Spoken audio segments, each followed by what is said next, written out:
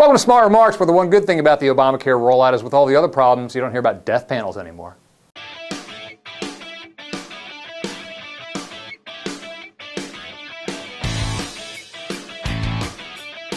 So I come today to defend the indefensible, the Affordable Care Act rollout, which has been, at least from a technological standpoint, a disaster. By now you know about all the problems with healthcare.gov. Just this morning I was reading an account by a guy who said he spent 5 days on the site trying to sign up and still couldn't do it. You'd like to think that government and its various contractors would have the ship ready to sail, and particularly if you're Obama, this is your signature legislation. Really, it sort of bears your name. Don't you think you'd be damn sure that it was ready to rock and roll on time? But on the other hand, here we're talking about the most significant piece of social legislation in decades. So maybe it was naive of us to expect that we could roll it out without any glitches. Back when Medicare Part D was unveiled in late 2005, early 2006, there were glitches aplenty.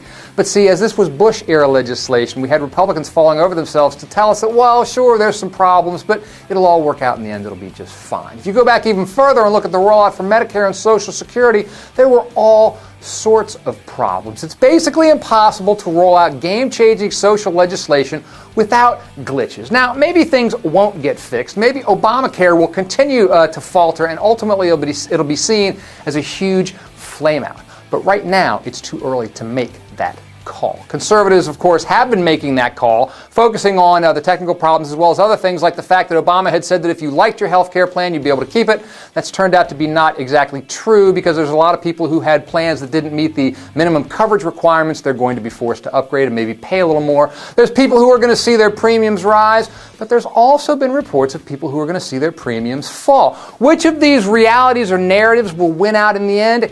It's too soon. We can't say. Check back in a year. Maybe then we'll have a better idea whether it's a failure or a success. There's no guarantee things will be better then, and if not, it'll be a nail in the coffin of big government. If a majority of citizens, not just conservatives, but all citizens, deem Obamacare to have been a failure, it may erode whatever trust they have left in government. It will be a historic moment. But there's also the possibility that by then, the ACA will be part of the landscape like Social Security or Medicare.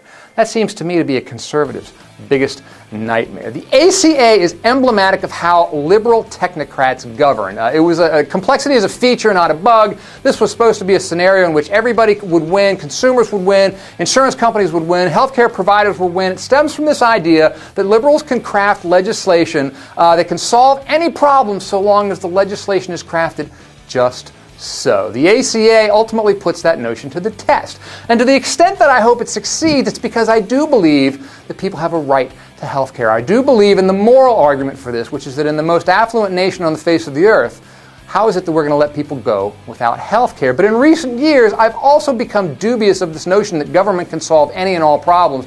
Government as savior. If that were the case, our economy wouldn't still be stumbling along. It'd be going great guns. So ultimately, if the ACA keeps medical costs down, if Americans are able to get and keep affordable coverage that takes care of them, maybe it'll help restore that faith in government. But again, it'll be at least a year and maybe a lot longer before we can say that for sure.